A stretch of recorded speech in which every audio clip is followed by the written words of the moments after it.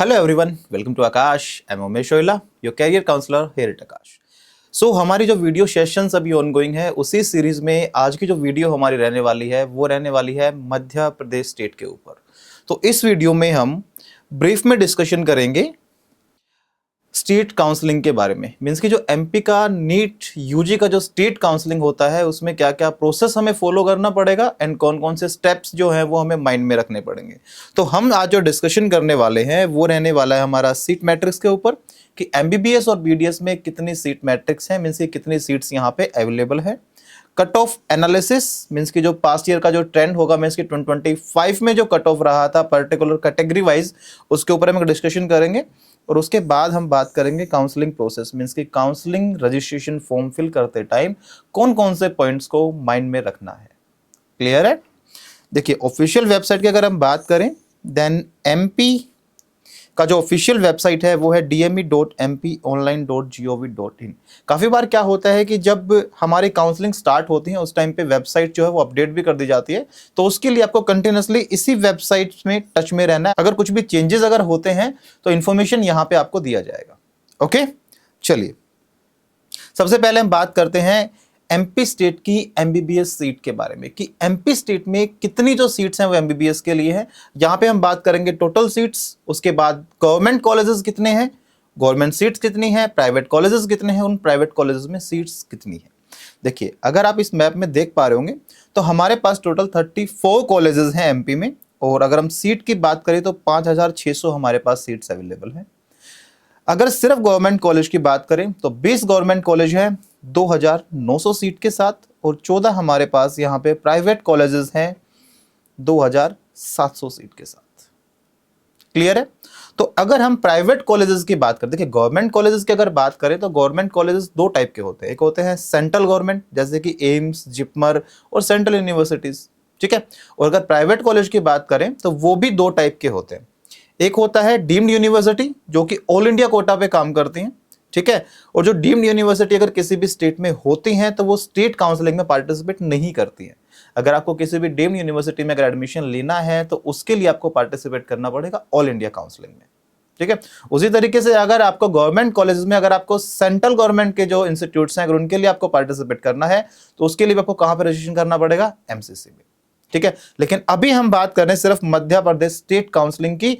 तो मींस की जो स्टेट कॉलेजेस हैं, जो स्टेट मेडिकल गवर्नमेंट कॉलेजेस हैं, उनके बारे में हम बात करेंगे, और जो स्टेट प्राइवेट कॉलेजेस हैं उनके बारे में हम बात करेंगे। ओके, चलिए देखिए मैप पूरा यहाँ पे गिवन है। आप देख सकते हैं कि आपके स्टेट में डिस्ट्रिक्ट वाइज कितने कॉलेज हैं, कौन से डिस्ट्रिक्ट में कितने गवर्नमेंट कॉलेज हैं, कितने प्राइवेट कॉलेज हैं, या उनकी सीट्स कितनी है, ठीक है। स्क्रीनशॉट आप ले लीजिए फ्यूचर रेफरेंस के लिए। चलिए अब लिस्ट की बात कर लेते हैं, डिटेल में थोड़ा सा देख लेते हैं कि कौन कौन से कॉलेजेस हैं।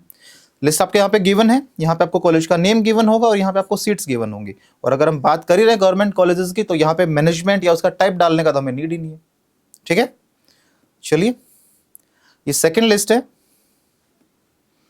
अब हम बात करते हैं प्राइवेट मेडिकल कॉलेजेस की। तो ये हमारे पास एमपी में जितने भी प्राइवेट मेडिकल कॉलेज हैं उनका लिस्ट है, साथ में उनका सीट इनटेक भी है, ठीक है। मीन्स कि एक साल में कितने बच्चे यहाँ पे एडमिशन ले सकते हैं, इसे हम बोलते हैं एनुअल इनटेक। ओके, नाउ अगर एमबीबीएस की बात की है तो बात बीडीएस की भी करनी पड़ेगी, है ना। तो चलिए बीडीएस का मैप आपके स्क्रीन के ऊपर है। टोटल 14 कॉलेजेस हैं हमारे पास। अगर हम सीट की बात करें तो 1283 हमारे पास सीट्स हैं। अगर गवर्नमेंट कॉलेज की बात करें तो सिर्फ एक ही गवर्नमेंट बीडीएस कॉलेज है हमारे पास एमपी में, और वो भी 63 सीट्स के साथ। बट अगर हम बात करें प्राइवेट डेंटल कॉलेजेस की या प्राइवेट बीडीएस कॉलेजेस की तो हमारे पास 13 कॉलेजेस हैं, और सीट की अगर बात करें तो 1220 सीट्स हमारे पास है। ओके, चलिए लिस्ट देख लेते हैं हम कॉलेजेस की। यहाँ पे टाइप को गिवन होगा, गवर्नमेंट है कि प्राइवेट है, और उनका एनुअल इनटेक। तो चलिए अब हम बात करते हैं कट ऑफ के बारे में। Government medical college cut off 2025 for the MBBS course only. Means MP state के जो बच्चे थे, मींस जो परमानेंट रेजिडेंट्स थे एमपी स्टेट के, जिनके पास डोमिसाइल था एमपी स्टेट का, उन बच्चों ने काउंसलिंग में पार्टिसिपेट किया, और उनकी कैटेगरी वाइज लास्ट किस एआईआर ऑल इंडिया रैंक, किस ऑल इंडिया रैंक तक सीट एलोकेशन हुआ था, वो डिटेल्स आपकी स्क्रीन के ऊपर आपको गिवन है कंप्लीट, ठीक है। ये राउंड 4 का डेटा है आपके पास। अब देखिए यहां पे कैटेगरी आपको गिवन है, और यहाँ पे कट ऑफ AIR में आपको गिवन है, स्कोर में गिवन नहीं है यहाँ पे, बिकॉज स्कोर जो है एक स्कोर के ऊपर मैक्सिमम नंबर ऑफ मतलब स्टूडेंट हो सकता है। तो फॉर एन एग्जांपल अगर हम सिर्फ 500 की बात करें, अगर हम स्कोर का 500 का बात करें, तो हो सकता है उस 500 के जंक्शन पे 1000 बच्चे हों, तो AIR सबका वेरी करेगा ना, बिकॉज सिंगल बच्चे का इंडिविजुअल AIR आता है। क्लियर है? ओके, तो अगर हम कैटेगरी को थोड़ा सा एलोबरेट करें तो यहाँ पे कैटेगरी का कॉम्बिनेशन है किसके साथ? कोटा के साथ। EWS FFOP, इसका मतलब क्या हुआ? EWS एक कैटेगरी होगा हमारा, ठीक है, FF क्या हो गया? कोटा हो गया, फ्रीडम फाइटर का कोटा। OP मींस कि सिर्फ फ्रीडम फाइटर कोटा है, उसके अलावा कोई भी दूसरा कोटा नहीं है।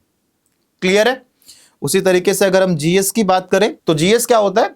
एक ऐसा कोटा मींस जिस बच्चे ने 12th जो अपना है वो गवर्नमेंट स्कूल से कंप्लीट किया हो। यहां पे ना डेफिनेशन आपको गिवन भी हैं, जैसे कि FF freedom fighter, GS 12 from the government school, PH physically handicapped, SN soldiers और defence personal, X open unreserve means कि इनके पास कोई भी कोटा नहीं। क्लियर है? तो डेटा यहां पे गिवन है, इनका आप स्क्रीनशॉट ले सकते हैं। और स्क्रीनशॉट लेने का फायदा क्या होगा कि जब आप एक कंपैरिजन अगर करना चाहेंगे कि मेरे पास इस बार ये AIR है तो मेरा एडमिशन कौन से कॉलेज में हो सकता है मेरी कैटेगरी के अंदर, ठीक है, तो यहां से आपको एक आइडिया आ जाएगा कि आप गवर्नमेंट कॉलेज में जाने के लिए एलिजिबल हैं कि आपको प्राइवेट की तरफ मूव ऑन करना पड़ेगा। ओके, नाउ उसी तरीके से हम बात करते हैं private medical college cut off की। मींस की 2025 में जो MP के प्राइवेट मेडिकल कॉलेजेस थे वहां पे एडमिशन लास्ट किस AIR तक हुआ था? For MBBS course only. Clear है? डेटा यहां पे गिवन है category wise and quota wise.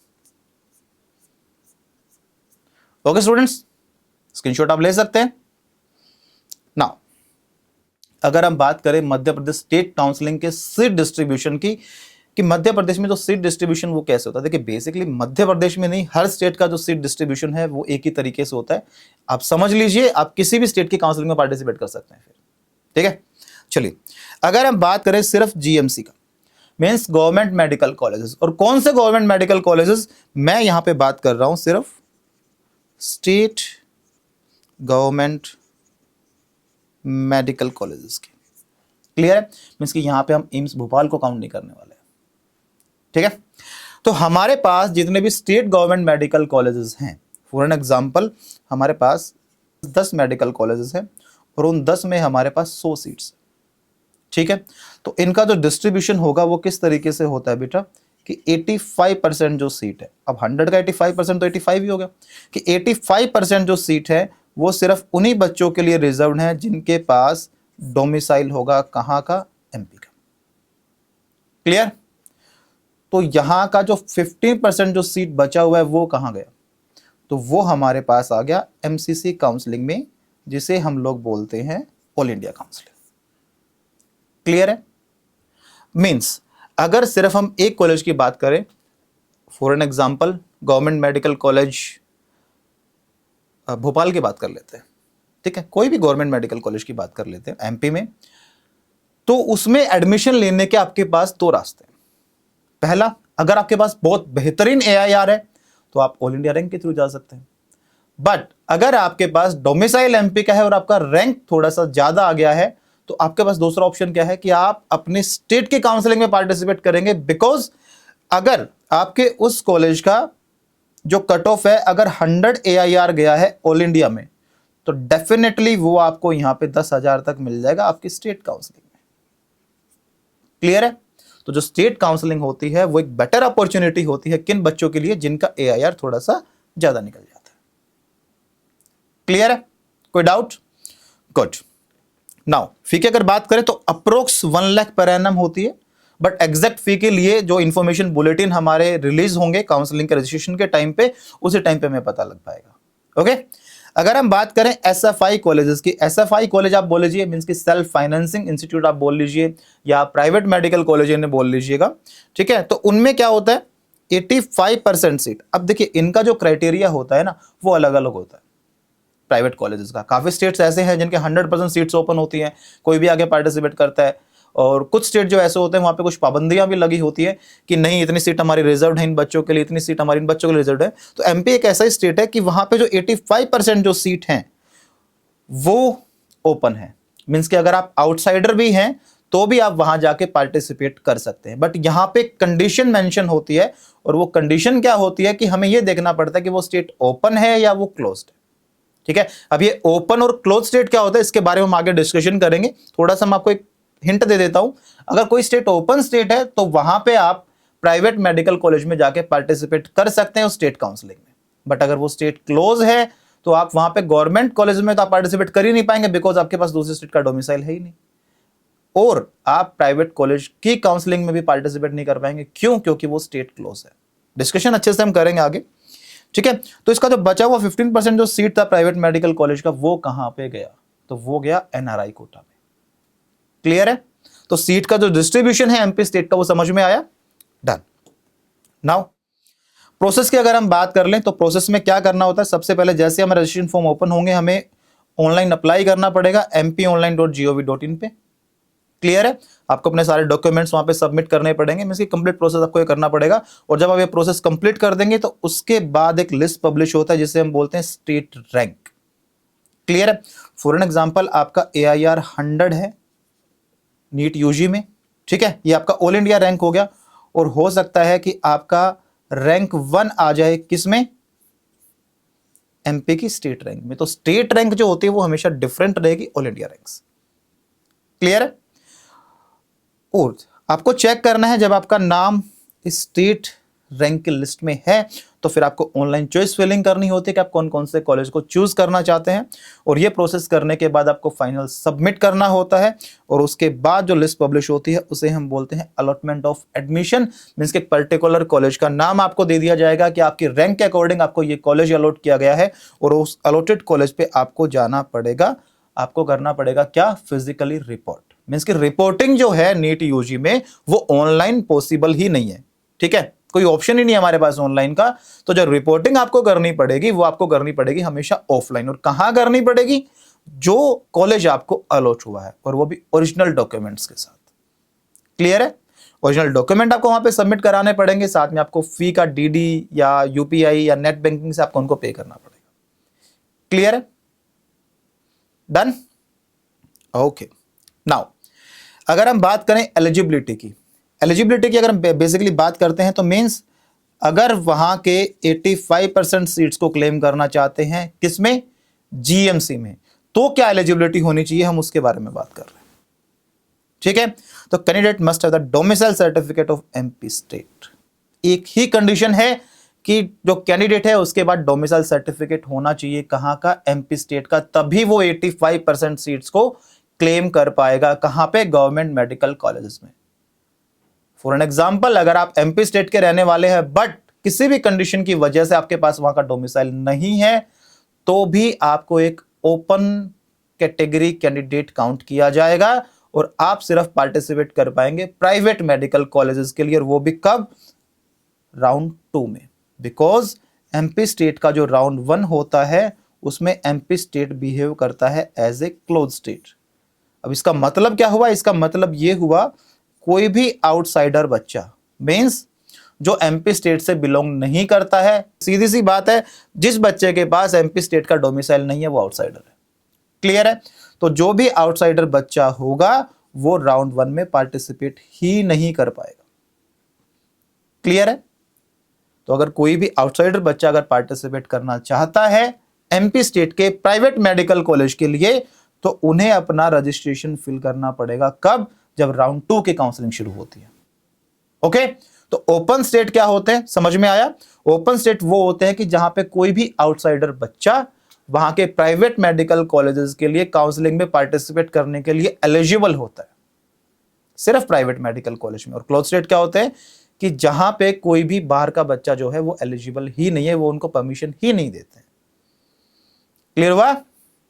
Now list of documents. अब वो डॉक्यूमेंट्स जो हमें चाहिए होंगे कब? At the time of registration. Your qualifying examination marksheet and certificate for the 10th and 12th class, your NEET UG marksheet, your domicile certificate if applicable, your category certificate, your PWD certificate if applicable, passport size photograph, 8 से 10 passport size photograph रखिएगा, government ID proof, for an example Aadhaar card and all. ठीक है, ये तो वो documents है जो basic documents हैं जो रजिस्ट्रेशन के टाइम पे नीडी होते हैं। हो सकता है कोई स्टेट है वो कोई एक्स्ट्रा डॉक्यूमेंट भी आपसे सबमिट करवा ले। ओके नाउ अगर हम बात करें स्कॉलरशिप की, तो अभी तक जो स्कॉलरशिप चलती थी एमपी स्टेट में वो थी मुख्यमंत्री मेधावी विद्यार्थी योजना, पोस्ट मैट्रिक स्कॉलरशिप स्कीम, जन कल्याण स्कॉलरशिप स्कीम। ठीक है, थोड़ा सा अगर डिटेल के बारे में बात करें तो डिटेल यहाँ पे गिवन है कि आपका मुख्यमंत्री मेधावी विद्यार्थी योजना के लिए आपकी एलिजिबिलिटी क्राइटेरिया क्या क्या होना चाहिए। For government and private medical college आपका जो फैमिली एनुअल इनकम है वो 6 लाख से कम होना चाहिए। क्लियर है। 12th क्लास का जो परसेंटेज है एमपी बोर्ड से अगर आपने 12th किया है तो वो 70% होना चाहिए, और अगर आपने सीबीएसई और आईसीएसई बोर्ड से अगर किया है तो वो होना चाहिए आपका 85%। ठीक है। अगर आप अवेल करना चाहते हैं पोस्ट मैट्रिक स्कॉलरशिप स्कीम, और ये सिर्फ 3 ही कैटेगरी के लिए एप्लीकेबल है, ओबीसी, एससी एंड एसटी। ठीक है, तो अगर आपको कोई गवर्नमेंट कॉलेज अलॉट हुआ है और आप पोस्ट मैट्रिक स्कॉलरशिप स्कीम को अवेल करना चाहते हैं, तो अगर आप ओबीसी कैटेगरी से हैं तो आपकी फैमिली का एनुअल इनकम है वो 3 लाख से कम होना चाहिए। अगर आप एससी और एसटी कैटेगरी से, तो ऐसा कोई भी क्राइटेरिया नहीं है, आप डायरेक्टली उसे अवेल कर सकते हैं। ठीक है, बट अगर आपको कोई प्राइवेट मेडिकल कॉलेज अलॉट हुआ है और आप ओबीसी कैटेगरी से बिलोंग करते हैं तो आपका फैमिली एनुअल इनकम है वो 3 लाख से कम होना चाहिए, और एससी एसटी कैटेगरी से अगर आप बिलोंग करते हैं तो वो होना चाहिए आपका 6 लाख से कम। Okay now Jan Kalyan scholarship scheme, only दो student are eligible whose parents are working in the unorganized sector and registered under labor department of MP government। Means तो जन कल्याण स्कॉलरशिप स्कीम है वो सिर्फ उन बच्चों के लिए है जिनके माता या पिता किसी भी अनऑर्गेनाइज सेक्टर में काम करते हैं, बट वहां पे भी एक कंडीशन है कि वो रजिस्टर्ड होने चाहिए। कहां पे? लेबर डिपार्टमेंट में। एमपी गवर्नमेंट का जो लेबर डिपार्टमेंट है वहां पे उनका रजिस्ट्रेशन होना चाहिए। अगर कोई ऐसा बच्चा है तो वो अवेल कर सकता है जन कल्याण स्कॉलरशिप स्कीम को। ठीक है, ये वो स्कॉलरशिप स्कीम है जो अभी तक अप्लीकेबल थी फॉर द नीट यूजी। तो अगर कुछ भी चेंजेस होते हैं तो मैं आपको यही सजेस्ट करूंगा कि ऑफिशियल वेबसाइट्स के टच में आप बने रहिएगा। ओके, चलिए अब बॉन्ड्स की बात कर लेते हैं। आपने बार बार सुना होगा कि स्टेट में सर्विस बॉन्ड आ गया है नीट यूजी के लिए, या डिसकंटिन्यूएशन बॉन्ड आ गया। तो स्टेट ये होता क्या है, ये बॉन्ड्स होते क्या है, पहले इनको समझिए। देखिए सर्विस बॉन्ड क्या होता है, एग्जाम्पल समझते हैं, काफी इजी रहेगा आप लोगों के लिए। एक बच्चा किसी गवर्नमेंट कॉलेज में एडमिशन हो गया उसका, ठीक है। एक बच्चा ऐसा है जिसका किसी प्राइवेट कॉलेज में एडमिशन हो गया।